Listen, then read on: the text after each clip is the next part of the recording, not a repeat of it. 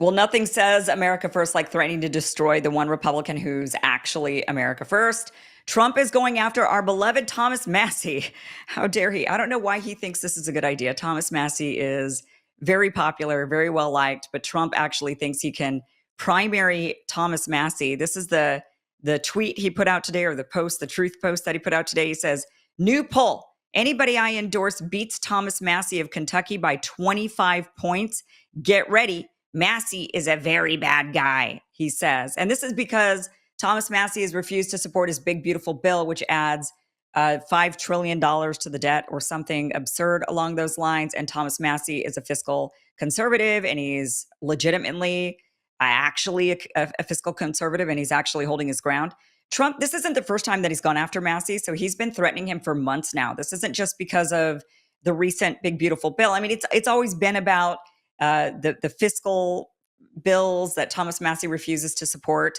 But Trump has just continued to go after the guy. But I think there might be something else behind it. We're going to get to that. But here's back in, when was this? This was just actually a week ago. So a week ago, he said, "Third-rate Congressman Thomas Massie of the great Commonwealth of Kentucky, a phenomenal state that I won 3 times by a lot," keeps talking about how he's going to protect the Constitution, but he's actually very bad for the Constitution and will probably vote against the great, big, beautiful bill that grants the biggest tax cuts in history, secures our southern border from criminal invasion, funds the Golden Dome, our great military and veterans, protects our Second Amendment, grants no tax on tips, no tax on overtime, and no tax on Social Security for our great seniors, and so much more. Which, by the way, Trump is listing all of these things, and that's what Massey's pointing out. He says, okay, how are you going to do, how are you going to secure the southern border? How are you going to then fund the Golden Dome, fund the great military? This all costs money, right? So if you're going to build a border, lots of money. You're adding $1 trillion to the military budget. You're going to build a Golden Dome. You want to do more for veterans and the military. And these are all things that cost money. And then on top of it, you're saying you're going to reduce taxes. So no tax on tips, no tax on overtime, no tax on Social Security, plus codifying the tax breaks for pretty much wealthy people. All of that is going to be a loss of money. So you're adding money, you're losing money. This is what fiscal conservatives are talking about. But there's really only a couple of them left. Thomas Massie, Rand Paul. There's only a handful of actual, maybe they're the only two, fiscal true Republicans. He goes on to say, he's against, above all, and many other incredible things. Why would anyone want to vote for a so-called congressman, a rhino at best, who wants to raise your taxes by 68%, which is what would happen if the great big beautiful bill doesn't pass? How could that possibly happen if it doesn't pass? The Republicans are still in charge of everything. So is it like, what are they doing? Are they holding us hostage? Are they saying, you pass our bill where we cut your taxes and we raise up the defense spending, or else we're going to raise your taxes by 68%? Is that the play here? That's the first time I've heard of this. Then he goes on to say he votes no on everything because he thinks it makes him cool, but he's not cool. He's a loser. And he called him a rhino at best. No, a rhino is a Republican in, what does it stand for? It's like, what does a rhino stand for? I actually don't remember what it stands for. I think it's like, a rhino, a Republican in name only. That's what it is.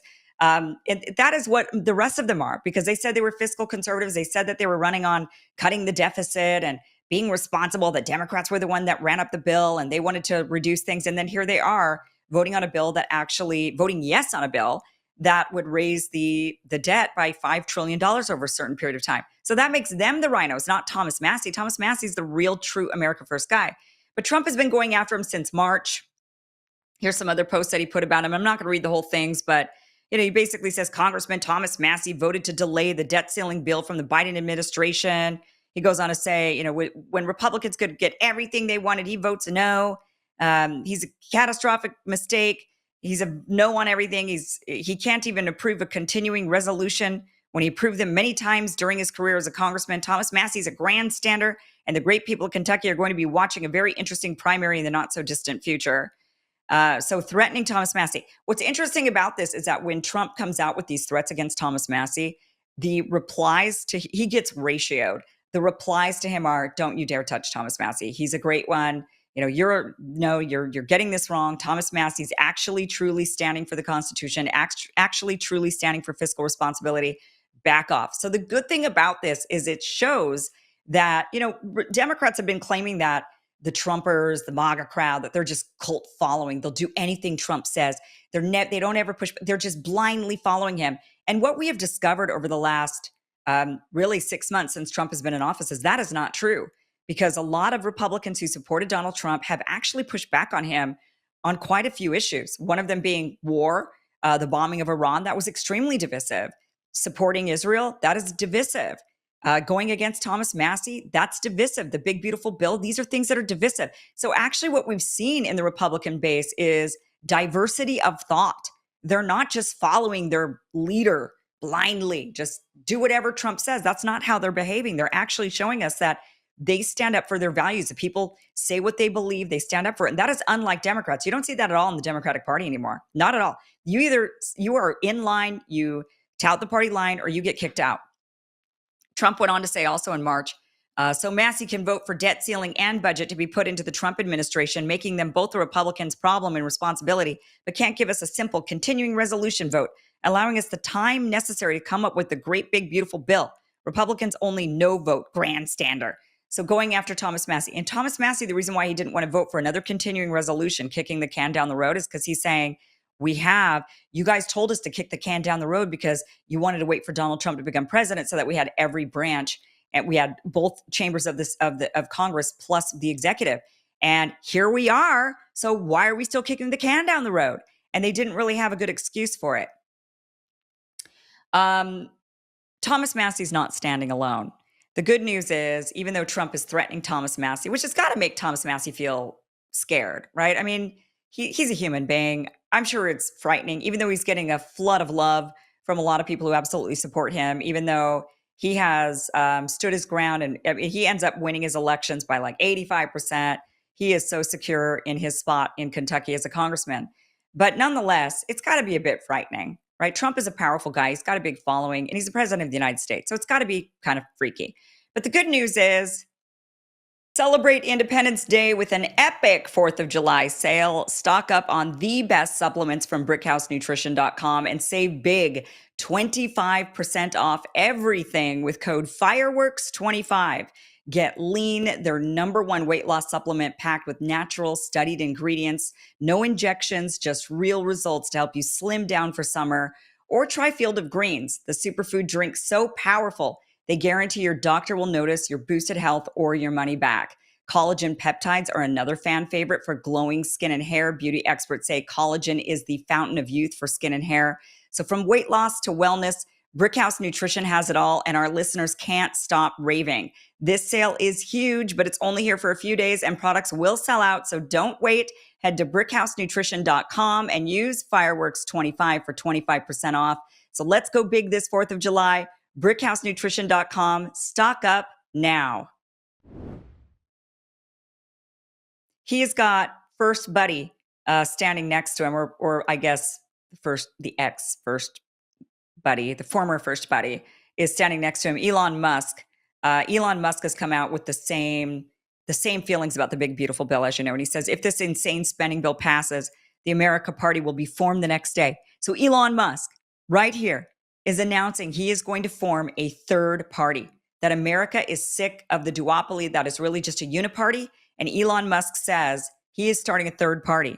And I actually believe he will do it. I actually think we're going to see a real, true third party in America. And I'm really curious about this. I think it will go well. I think that whatever Elon Musk puts out there, and he's got the power of the platform of X, I think there actually could be power in building a third party this could be the first time in our lifetimes that we see a genuine disruption of, now it's not, I don't want to say it's a disruption of the duopoly, because it's not. It'll end up being another duopoly, because that's what's always happened in the past. In the past, what we've seen is, back when we had like the Republican Democrat Party, which was one, there was like the Whigs, there was, then I believe there was just the Democratic Party, I think was another one. So they had all these different parties, and 4, I think, major ones. At the time of Lincoln, there were 4 major parties. But they ultimately, it came from 2, then 4 were formed, and then it just went back to 2. And there's periods of time in our history where we do find a disruptive party that comes along. But what ends, and it's cool. It's great to see. It causes a total realignment. So it is historical, but it ends up resulting in another duopoly. So just because the way our system is, there is no way around having two major parties. But what could happen is we might find this disruptive point right now where the Republicans and Democrats, as we've seen, a lot of them really do align on a lot of issues like Israel, Gaza. They pretty much align. Military industrial complex, those two parties pretty much align. So I don't know if Elon would really be any different on that front. So it would be good to see if this third party actually is truly against foreign interventions, truly is for fiscal responsibility, truly actually is a different party. But it is going to be really, really fascinating to see. It could be highly disruptive. And what we might see is that the reformation of the Republican Democrat Party, which was once a party, one party, and then it split. And we might see those two parties merge again and become the Democrat Republican Party versus what Elon Musk is calling the America Party.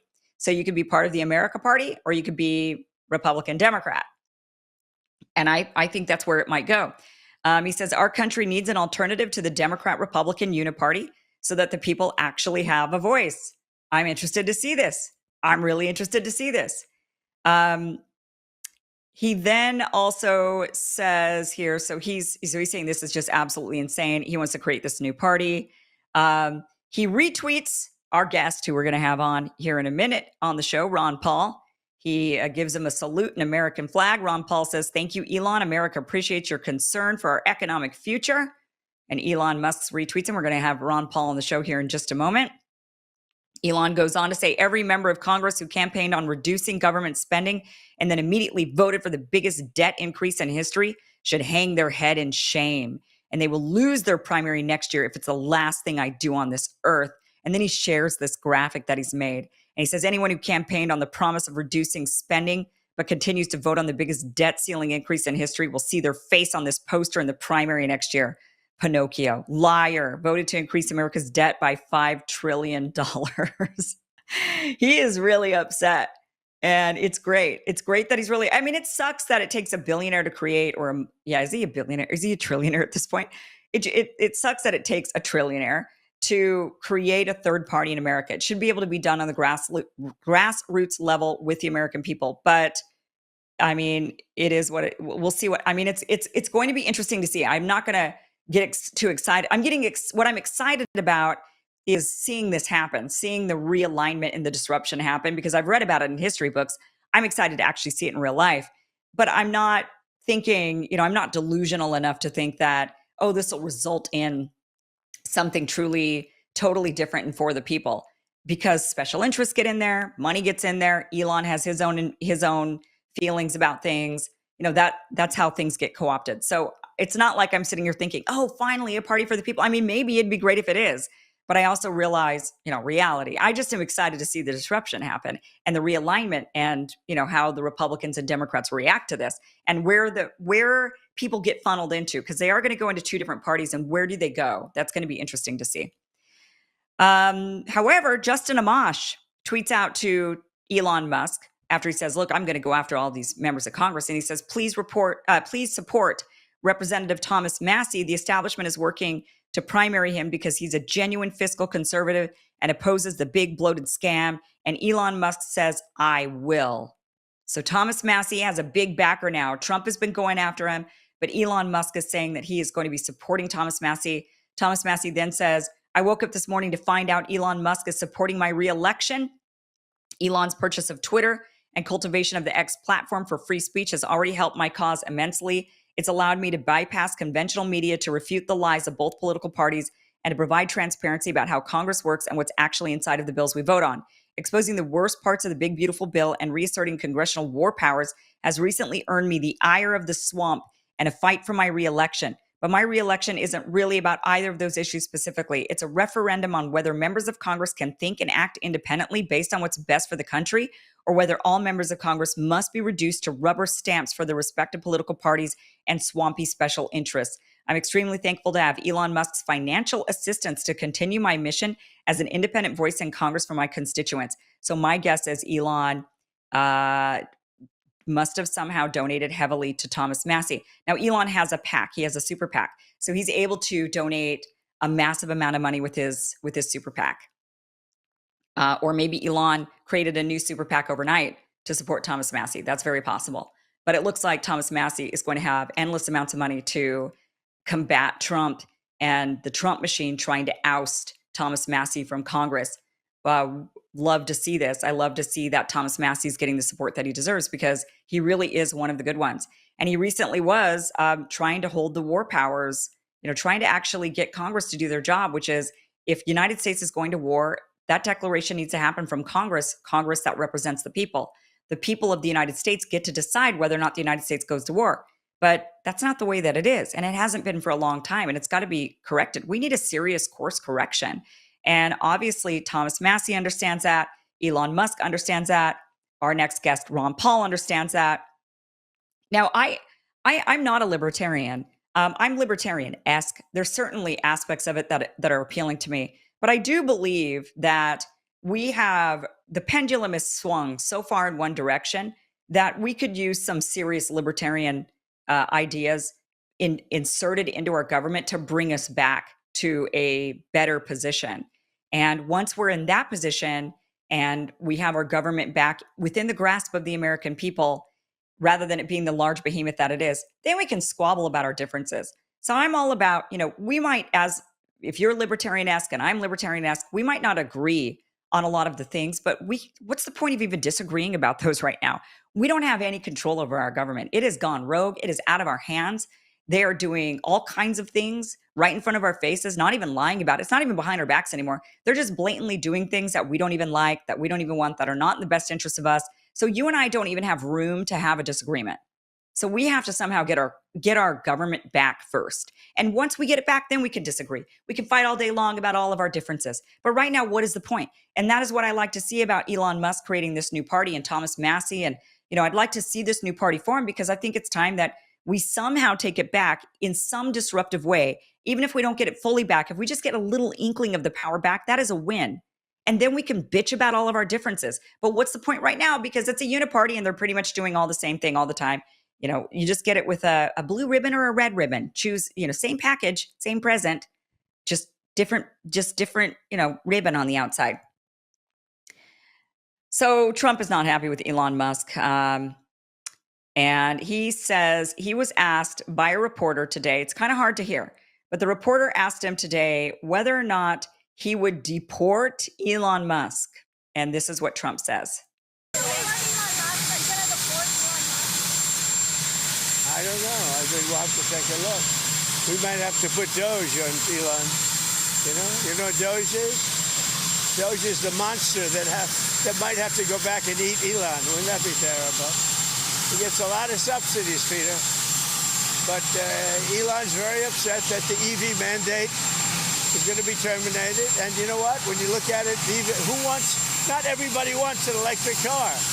I don't want an electric car. I want to have maybe gasoline, maybe electric, maybe a hybrid, maybe someday a hydrogen. If you have a hydrogen car, it has one problem. It blows up, So I'm going to give that one to Peter. I'm going to let Peter test it out. Okay, so he's trying to claim that Elon is upset because he's just going to lose the EV mandate. And Elon doesn't care about that. He's been saying for years, well before he partnered with Donald Trump, that's not something that he's really been, that he's cared about. But Elon Doge has clearly been something he cares about. He wants to cut government spending. And he went in there with that idea, thinking that was going to happen. And that's not what's happening. So that's what he's upset about. It has nothing to do with the EV mandate. Trump then took a swipe at Elon Musk again, saying in a post, Elon Musk knew long before he so strongly endorsed me for president that I was strongly against the EV mandate. It's ridiculous and was always a major part of my campaign. Electric cars are fine, but not everybody should be forced to own one. Elon may get more subsidy than any human being in history by far, and without subsidies, Elon would probably have to close shop and head back home to South Africa. No more rocket launches, satellites, or electric car production, and our country would save a fortune. Perhaps we should have Doge take a good, hard look at this. Big money to be saved. So he's now threatening for endeavors, saying we're pretty much going to be shutting you down. I mean, he's not going to, because Elon Musk is, like it or not, he's part of the military industrial complex in his own way. And I don't see them shutting. I mean, who knows? I mean, I say that. I say, I don't see this happening. It just seems so absurd. And then the next thing you know, the absurd happens. So I give up on making that type of prediction. Um, but so Trump is going after Elon. Trump is going after Thomas Massie. Trump is going after people who are truly fiscally conservative, wanting to see that change. I'm interested to see how Elon Musk and Thomas Massie go forward and all of the momentum and the people that join. Elon Musk did put out a Twitter poll asking if a third party were formed, would you join? Or do you think we should start a third party in America? And he actually said 80% of the people think that we should start a third party in America. What do you think? And yes or no. And it was 80% of the people said, yes, we should start a third party. So that was kind of interesting. But one thing about Thomas Massie that I just want to remind you of, that there's maybe something more sinister going on here. If you remember during Thomas Massie's reelection, AIPAC went after him hardcore. Thomas Massie doesn't take a dime from AIPAC.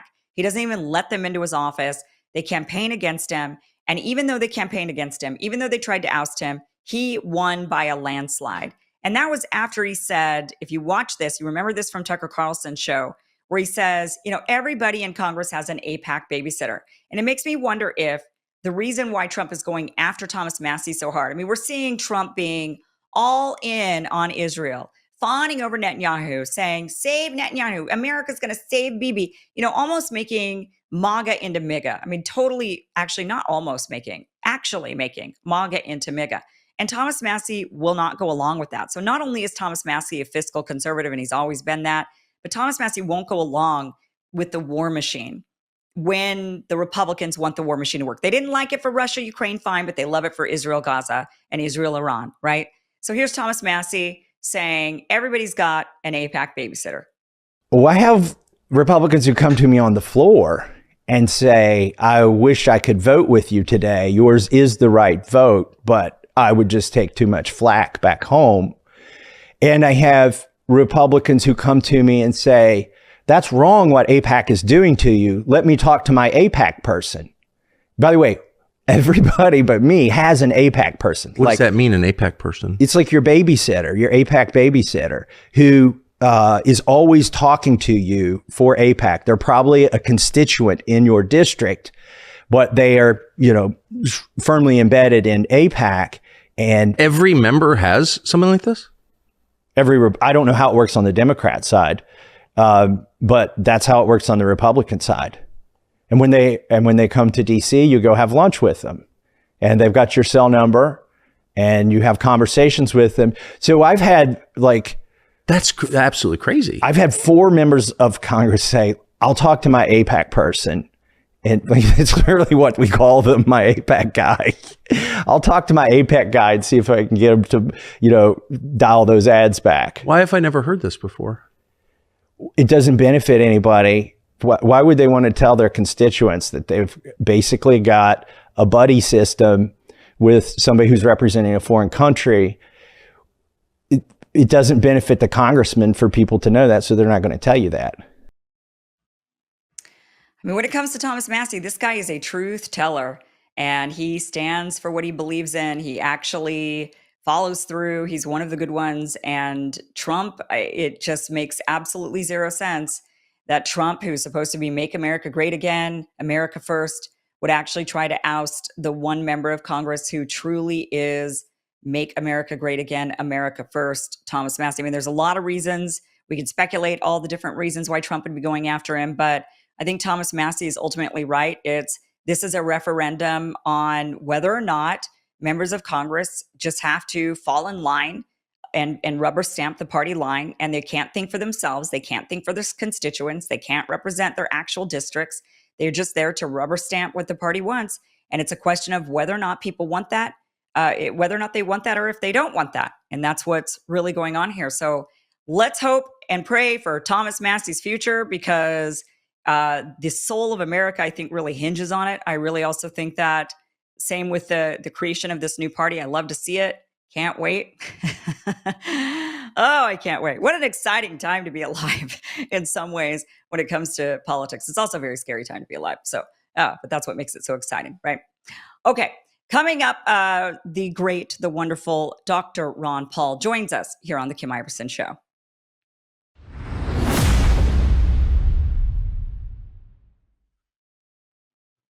Hey guys, thank you for watching this clip from the full Kim Iverson Show, which you could check out Monday through Friday, 5 p.m. Eastern at KimIversonShow.com. See you there.